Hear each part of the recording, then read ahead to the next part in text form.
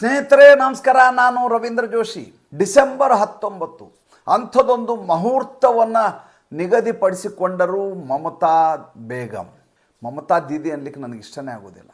ಮಮತಾ ಬ್ಯಾನರ್ಜಿ ಅವರಿಗೆ ಮಮತಾ ಬೇಗಂ ಅನ್ನಬೇಕು. ಏಕೆಂದರೆ ಇಲ್ಲಿವರೆಗೂ ಅವರು ಮಾಡಿರುವ ಎಲ್ಲ ರಾಜಕಾರಣವೂ ಮುಸಲ್ಮಾನ ತುಷ್ಟೀಕರಣಕ್ಕೆ ಬಂದು ನಿಲ್ಲುತ್ತದೆ, ಹೇಗೆ ನೋಡಿದರೂ ಕೂಡ. ಆದ್ದರಿಂದ ಅವರಿಗೆ ಮಮತಾ ಬೇಗಂ ಅಂತ ಕರೆಯೋದು. ಅತ್ಯಂತ ವ್ಯವಸ್ಥಿತವಾಗಿ, ಯಾರಿಗೂ ಗೊತ್ತಾಗದ ರೀತಿಯಲ್ಲಿ, ಅನಿರೀಕ್ಷಿತ ಎನ್ನುವಂತೆ ರಾಹುಲ್ ಗಾಂಧಿ ಅವ್ರನ್ನ ಪಟ್ಟಿಯಿಂದ ಹೊರಗಡೆ ಹಾಕಿಬಿಟ್ರು ಮಮತಾ ಬೇಗಂ. ಸೋನಿಯಾ ಗಾಂಧಿ ಕಕ್ಕಾಗಿ ಪಿಕ್ಕಿ ಆಗಿಬಿಟ್ರು. ಸೋನಿಯಾ ಗಾಂಧಿ ಅವ್ರನ್ನ ನೀವು ಮಲಗಿದಾಗ ಎಬ್ಸಿದ್ರು ಕೂಡ ಯಾರು ಈ ದೇಶದ ಪ್ರಧಾನಮಂತ್ರಿ ಆಗಬೇಕು ಅಂದ್ರೆ ರಾಹುಲ್ ಗಾಂಧಿ ಅವರ ಹೆಸರನ್ನು ಹೇಳ್ತಾರೆ. ಅವ್ರಿಗೆ ಇನ್ನೊಂದು ಹೆಸರು ತೋಚುವುದೂ ಇಲ್ಲ, ಹೇಳುವುದೂ ಇಲ್ಲ. ಆದರೆ ಎಲ್ಲರ ಸಮಕ್ಷಮದಲ್ಲಿಯೂ ಯಾರಿಗೂ ಗೊತ್ತಾಗಲಾರದ ಹಾಗೆ, ಇದ್ದಕ್ಕಿದ್ದ ಹಾಗೆ ಈ ರೀತಿಯಾದಂಥ ಒಂದು ಕಾರ್ಡನ್ನು ಎಸೆಯುವ ಮೂಲಕ ಮಮತಾ ಬ್ಯಾನರ್ಜಿ ಅವರು ಇಡೀ ಮೈತ್ರಿಕೂಟದಲ್ಲಿ ಒಂದು ರೀತಿಯ ಕಸಿವಿಸಿಯನ್ನು ಉಂಟು ಮಾಡಿಬಿಟ್ರು.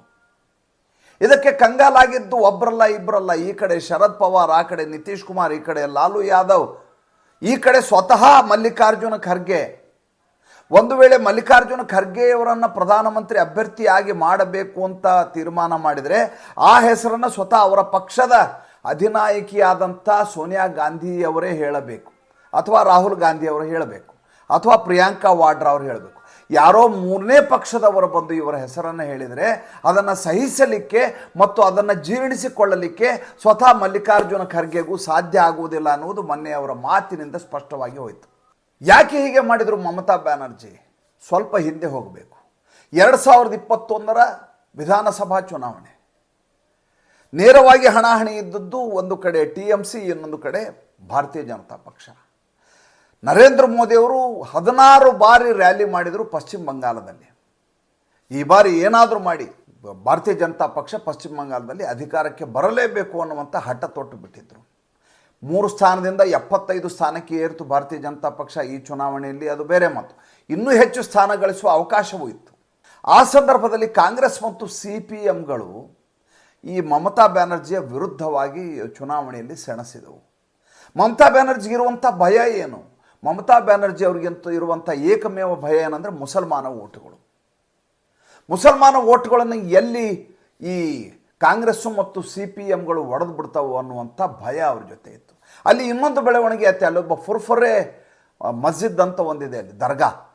ಆ ದರ್ಗಾದ ಇಮಾಮ್ ಏನಿದ್ದಾನೆ ಆತ ತನ್ನದೇ ಒಂದು ಪಕ್ಷವನ್ನು ಕಟ್ಕೊಂಡಿದ್ದ. ಮುಸಲ್ಮಾನರ ಓಟುಗಳ ಮೇಲೆ ಆತನೂ ಕೂಡ ಕಣ್ಣಿಟ್ಕೊಂಡು ಕೂತಿದ್ದ.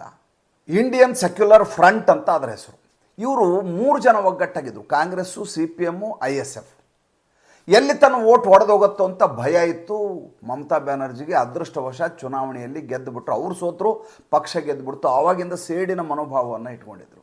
ಅದಾದಮೇಲೆ ರಾಷ್ಟ್ರ ರಾಜಕಾರಣಕ್ಕೆ ಬರಬೇಕು ಅಂತ ದಿಲ್ಲಿಗೆ ಬಂದರು. ಕಾನ್ಸ್ಟಿಟ್ಯೂಷನ್ ಕ್ಲಬ್ಬಲ್ಲಿ ಸಭೆಯನ್ನು ಮಾಡಿದರು. ಆ ಸಂದರ್ಭದಲ್ಲಿ ಈಕೆ ಒಂದು ಮಾತನ್ನು ಹೇಳಿದರು ಮಮತಾ ಬೇಗಂ ಅವರು. ಏನಂತ? ಇವತ್ತಿನ ರಾಜಕಾರಣದಲ್ಲಿ, ರಾಷ್ಟ್ರ ರಾಜಕಾರಣದಲ್ಲಿ ರಾಹುಲ್ ಗಾಂಧಿ ಅಪ್ರಸ್ತುತ, ಆತನನ್ನು ನಾವು ಲೆಕ್ಕಕ್ಕೆ ಹಿಡಿಯಬೇಕಾಗಿಲ್ಲ ಅಂತ ಬಹಿರಂಗವಾಗಿ ಹೇಳಿದರು. ಸೋನಿಯಾ ಗಾಂಧಿ ಅವರ ಜೊತೆ ಮಾತನಾಡಿದರು, ರಾಹುಲ್ ಗಾಂಧಿ ಅವ್ರನ್ನ ಕ್ಯಾರೆ ಅಂತ ಅನ್ನಲಿಲ್ಲ.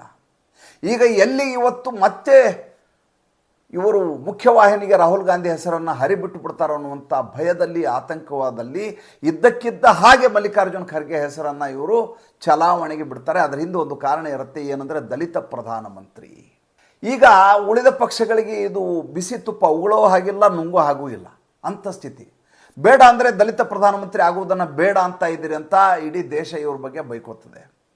ಒಪ್ಪಿದರೆ ಈತ ಯೋಗ್ಯ ಅಲ್ಲ, ಈತನ ನರೇಂದ್ರ ಮೋದಿ ಎದುರಿಗೆ ಸೆಣಸಲಿಕ್ಕೆ ಸಾಧ್ಯ ಇಲ್ಲ ಅಂತ ಪ್ರತಿಯೊಬ್ಬರಿಗೂ ಗೊತ್ತಿದೆ. ಒಂದು ವೇಳೆ ಹೆಸರು ಹೇಳೋದಾಗಿದ್ದರೂ ಸೋನಿಯಾ ಗಾಂಧಿ ಹೇಳಬೇಕಾಗಿತ್ತೇ ವಿನಃ ಇವ್ರು ಹೇಳಬೇಕಾದಂಥ ಅಗತ್ಯ ಇರಲಿಲ್ಲ. ಹಾಗಿರುವಾಗ ಇಂಥದ್ದೊಂದು ಹೆಸರನ್ನು ಹರಿಬಿಟ್ಟು ಯಾವ ಸ್ಥಿತಿ ನಿರ್ಮಾಣ ಮಾಡಿದರು ಮಮತಾ ಬೇಗಂ ಅಂದರೆ, ಅಲ್ಲಿದ್ದವರೆಲ್ಲ ಯಾಕಾದರೂ ಸಭೆ ಸೇರಿದೀವೋ ಅಂತ ಆಲೋಚನೆ ಮಾಡ್ತಾಯಿದ್ರು.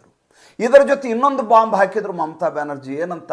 ನೀವು ಏನೇ ಮೈತ್ರಿ ಮಾಡಿಕೊಳ್ಳುವುದಿದ್ರು ಇದೇ ವರ್ಷ, ಇದೇ ತಿಂಗಳು ಡಿಸೆಂಬರ್ 31 ಒಳಗಡೆ ತೀರ್ಮಾನ ಆಗಬೇಕು, ಅದಾದ ಮೇಲೆ ಸಾಧ್ಯವಿಲ್ಲ ಅಂತ. ನೋಡಿ ಹೇಗಿದೆ, ಸಮಯ ಇಲ್ಲ, ಇರೋದು 12 ದಿವಸ. 12 ದಿವಸದಲ್ಲಿ ಎಲ್ಲ ಪಕ್ಷಗಳು ಮೈತ್ರಿಯ ಫೈನಲೈಸ್ ಮಾಡ್ಕೋಬೇಕಂತೆ.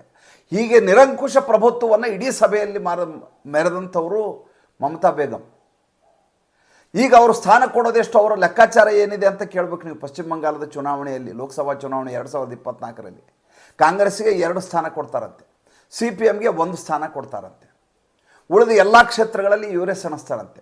ಯಾಕೆ ಬೇರೆ ಕಡೆ ಎಲ್ಲ ಕಡೆ ನಿಂತುಬಿಟ್ರೆ ಕಾಂಗ್ರೆಸ್ನವರು, CPMನವರು, ಆಮೇಲೆ ಫುರ್ಫುರೆ ಇಮಾಮು, ISFನವ್ರು ನಿಂತುಬಿಟ್ರೆ ಮುಸಲ್ಮಾನ ಓಟುಗಳೆಲ್ಲ ಛಲಾಪಿಲ್ಲಿ ಆಗಿಬಿಡ್ತವೆ, ನರೇಂದ್ರ ಮೋದಿ ಅವರಿಗೆ ಲಾಭ ಆಗತ್ತೆ. ಆದ್ದರಿಂದ ನನಗೆ ಮತ ಬೀಳಬೇಕು, TMCನೇ ಎಲ್ಲ ಕಡೆ ಬರಬೇಕು, ಆದ್ದರಿಂದ ನೀವೆಲ್ಲ ಬಲಿಯಾಗಬೇಕು.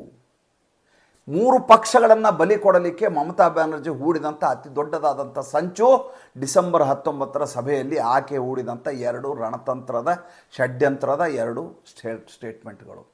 ಇದನ್ನು ಇಲ್ಲಿಯವರೆಗೂ ಅವರಿಗೆಲ್ಲ ಜೀರ್ಣಿಸಿಕೊಳ್ಳಲಿಕ್ಕೆ ಸಾಧ್ಯ ಆಗ್ತಾ ಇಲ್ಲ. ಏಕೆಂದರೆ ದಲಿತ ಪ್ರಧಾನಮಂತ್ರಿ ಮಾಡಬೇಕು ಅಂತ ಮಲ್ಲಿಕಾರ್ಜುನ ಖರ್ಗೆ ಬಗ್ಗೆ ಸೋನಿಯಾ ಗಾಂಧಿ ಆಲೋಚನೆ ಮಾಡೋದಾಗಿದ್ದರೆ ಮಲ್ಲಿಕಾರ್ಜುನ ಖರ್ಗೆಯನ್ನು ಮುಖ್ಯಮಂತ್ರಿಯಾಗಿ 3 ಬಾರಿ ಮಾಡುವ ಅವಕಾಶ ಇತ್ತು.